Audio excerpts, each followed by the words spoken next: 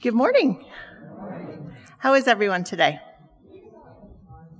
It's a beautiful, sunshiny day. Yes. Our theme today is God, Where Are You? And it's taken from the book of Job, chapter 23. I'm not going to read that chapter, but keep in mind that's what we're talking about. So if you want to open your Bibles and look at it or go back and read it, that's the chapter we're going to talk about today. The book of Job represents the battle of good over evil being waged behind the scenes throughout history. Satan claims that religion is basically a selfish and self-serving activity done in order to obtain God's blessings. Satan wanted to demonstrate through Job that the basis of religious yearning is that people will believe when life is sweet, but rebel when things go wrong. God permitted Job's trials to prove that a person could love God for himself without thought of reward, and that a loving, sovereign God is always in control, though our knowledge and understanding is limited. In a nutshell, that's Job. Ruth said I had to ad-lib. She said I couldn't stop there. Now, Job, he considers himself a righteous and good man, and he was. He follows all the rules. He helps others. He does good things for people. He worships God, and he tries to do everything that he thinks God would want him to do. And what happens? Job ends up losing his 10 children, his sheep, his oxen, all these camels, his donkeys, basically all of his possessions, all gone. And as if that wasn't enough, he suffered many, many physical illnesses. Job eventually begins to question why God would allow him, a good man, to suffer so severely. I probably would start to question after all that too. So take a minute and go with me here. We have all had a friend who's gone through hard times. We sympathize with them. We might hold them. We might sit with them, cry with them. But we're there for them. Then some more things happen to them, to our friend. So, being the good friend that we are, we're there for them again. This time, though, we're thinking, the last time didn't quite work out, so maybe I should give them some advice this time. Because, let's face it, who doesn't love to give advice? But things keep going downhill for our friend. And as much as you're there for them, they just aren't listening to your fabulous advice. And you think, gee whiz, what did they deserve for all this stuff to happen to them? You know, why do they deserve this? They're a good person. It has to be somebody's fault this is happening, right? Because, things just don't happen for no reason. It's got to be somebody's fault. Maybe they did something that's caused all this stuff to happen to them. Whatever it is, I hope I don't do it. I don't want all this to happen to me. Have we all can relate to some of that? Well, that's what is in Job, this chapter. He has 3 friends that come along, and they started out trying to help and identify with him, sharing in his grief with him. But when they had no answers for him as to why all these things kept happening and happening to him, they started to accuse him of causing his own troubles because of maybe some secret sin that he did. If it was not Job's fault, then whose was it? It's so easy for us to say that it's someone's fault when things happen to them. We look for someone to blame because things just don't happen for a reason. Someone has to be at fault. Instead of trying to place blame, Job's friends would have been more effective by listening more sympathetically. I have to say that's not one of my strong suits because I love to try to fix things. I am a fixer. You got something wrong? I'll try to fix it. I'll try to help you out. But sometimes listening is a greater gift than talking.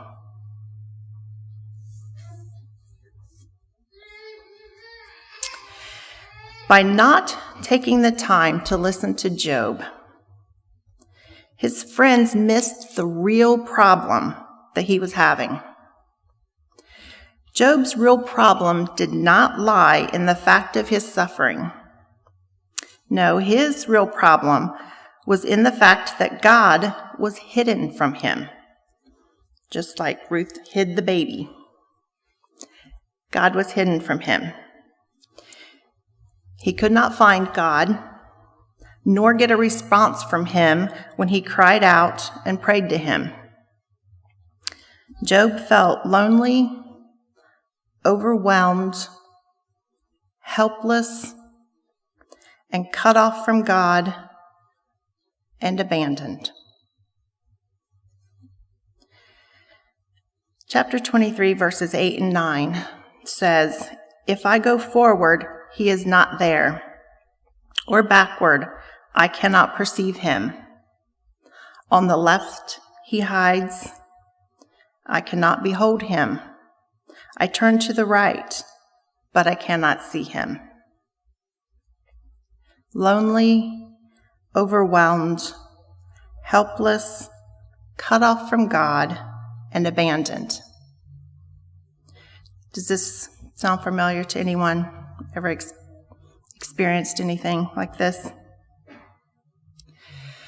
But we don't necessarily have to be going through hard times to feel cut off from God. Like Ruth said, sometimes we're just moving forward and we're in that wilderness.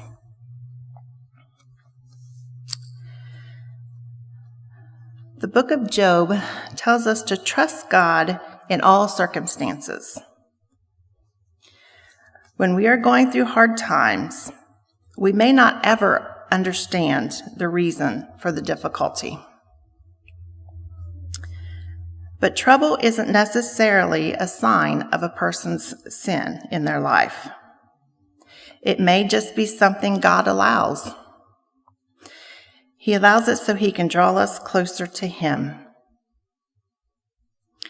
Have you ever found yourself turning to God more often when things are going bad than when they're going well? Sometimes God needs to get our attention, and going through some hard times is a way to do that.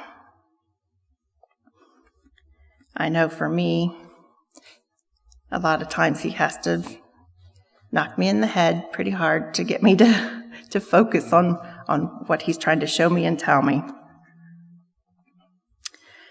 But sometimes things happen so that we can share our experiences with others who are having similar times. That is why it is important to learn to trust God in every situation. I know for me, back in 2008, I was diagnosed with breast cancer, and they did all the genetic testing, and my mom had cancer, and they looked at hers, what hers was. Mine was different than hers. All the testing that they did, they couldn't find genetic markers. They couldn't, thank goodness for my children. But they didn't have a reason why. But I truly believe that the reason I went through that was so that I could share my experience with others. And I've had the opportunity with people that I've come in contact with that just find out that they have breast cancer. And I've been able to sit with them and talk with them and share experiences, because you can sympathize with someone, but unless you've actually gone through it, you can't fully sympathize with them. And I know with my parents and the loss of my brother, they have been able to help so many other families that have gone through the same thing that they have. So we can take something bad and we can turn it into something good, something to help others. And sometimes that's why we go through those hard times. In the book of John, we find Mary asking Jesus. She is going through the loss of a loved one. And we find her asking Jesus, "Where were you?" Have you ever asked, where were you? When you're going through something or you see someone else going through something, God, where were you? Or maybe you've asked, why didn't you come sooner? Why didn't you change this? Prevent this? Fix this? Heal this? Where were you when I needed you? I've asked those questions. And it's okay to ask those questions.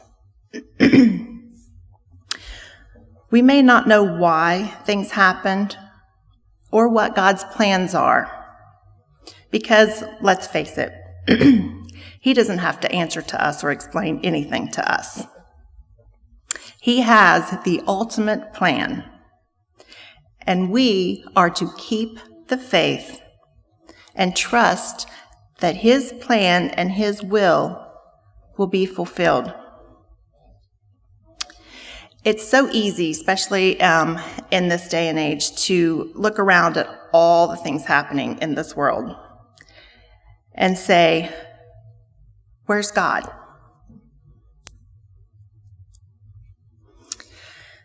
But what if we said, where were you, not as an accusation, but as a hopeful question, asking God to reveal to us where He was in the middle of the mess? Where were you, Lord? Because you never left. You were always right here, present and faithful and good. Show me your fingerprints. Give me eyes to see the thread of your goodness running through the troubled times.